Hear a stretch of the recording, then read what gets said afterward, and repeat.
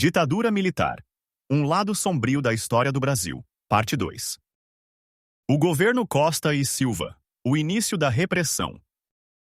Desde o início do regime, os militares dividem-se em dois grupos, um defendendo uma intervenção moderada e com a rápida volta ao governo civil, e outro apoiando a permanência dos militares por um longo período no poder, com medidas mais radicais contra a subversão.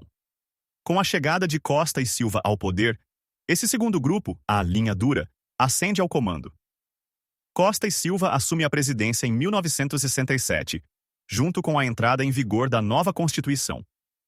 Logo no começo do governo, enfrenta a insatisfação social, as primeiras mobilizações pós-golpe e os primeiros movimentos da luta armada.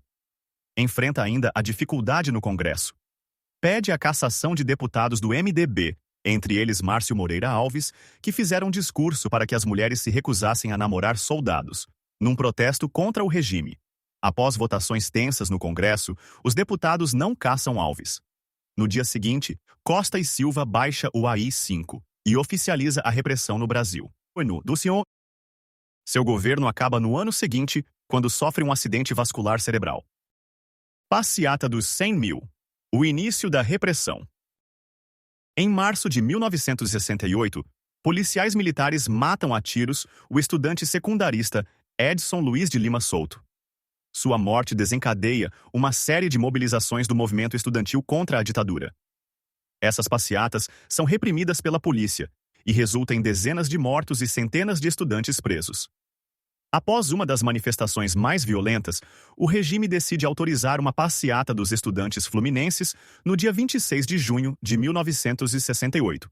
Estima-se que mais de 100 mil pessoas integrem a manifestação, a maior até então contra a ditadura, com a participação de políticos, artistas e intelectuais. Congresso Clandestino da UNE. O início da repressão. A União Nacional dos Estudantes, UNE, principal entidade estudantil brasileira, estava ao lado de João Goulart antes do golpe e defendia as reformas de base. Com a ditadura, a UNE passa a ser perseguida, sua sede é incendiada e colocada na clandestinidade pela Lei Súplice de Lacerda. Mesmo sem respaldo, os estudantes decidem organizar-se. Em 1968, tentam realizar o 3º Congresso da UNE, em Ibiúna, SP. A presença de estudantes na cidade alerta as autoridades, que fazem um cerco à fazenda, onde o congresso seria realizado, e prendem centenas de estudantes, entre eles os principais líderes do movimento estudantil. Ataque ao elenco de Roda Viva. O início da repressão. Os primeiros anos da ditadura, quando a censura ainda não estava institucionalizada, provoca o engajamento de muitos artistas. A peça teatral Roda Viva é uma delas. Escrita por Chico Buarque e dirigida por José Celso Martinez Correia, ela torna-se símbolo de resistência após um grupo chamado Comando de Caça aos Comunistas invadir o teatro, espancar artistas e depredar o cenário. Os festivais e a música de protesto, o início da repressão. Com o início da repressão, os festivais de música popular tornam-se um polo de resistência aos militares. Nesses festivais, surgem músicas de protesto, que ganham ouvintes e sucesso, caso de Para Não Dizer Que Não Falei das Flores, de Geraldo Vandré. O clima de radicalização teve vieses. Artistas são vaiados por não apresentarem músicas claramente contrárias à ditadura. É o caso de Chico Buarque, Edu Lobo e Caetano Veloso. 1968 e o AI-5, o início da repressão. O Ato Institucional 5 é baixado pela ditadura, como a medida mais dura editada até então. Com o ato, os militares assumem poderes absolutos para governar o Brasil. O AI-5 autoriza o Executivo a decretar o recesso do Congresso Nacional, intervir nos estados e municípios, cassar mandatos parlamentares, suspender os direitos políticos de qualquer cidadão, decretar o confisco de bens considerados ilícitos e suspender a garantia do habeas corpus.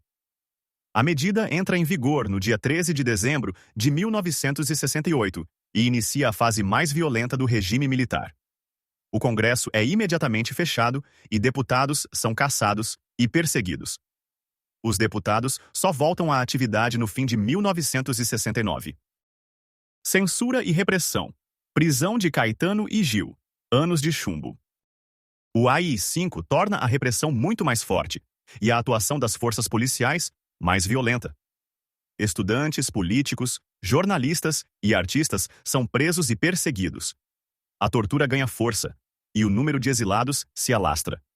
Nesse contexto, 2 dos principais nomes da música brasileira são presos em dezembro de 1968, 2 semanas após o decreto do AI-5. Os tropicalistas Caetano e Gil são acusados de fazer apresentações subversivas. Presos e interrogados são aconselhados pelo regime a deixar o país e partir para o exílio. Governo Médici. Anos de chumbo. Médici substitui Costa e Silva na presidência do país, inaugurando os Anos de Chumbo. Uma metáfora à realidade dura e repressiva de seu governo, marcado pelas investidas contra grupos de esquerda e guerrilheiros, em São Paulo e no Araguaia, e qualquer um que se opusesse a seu governo. Aumentam a repressão, as mortes, o número de desaparecidos políticos e as torturas. Gostou desse vídeo? Curta e se inscreva no canal. Em breve, a parte 3.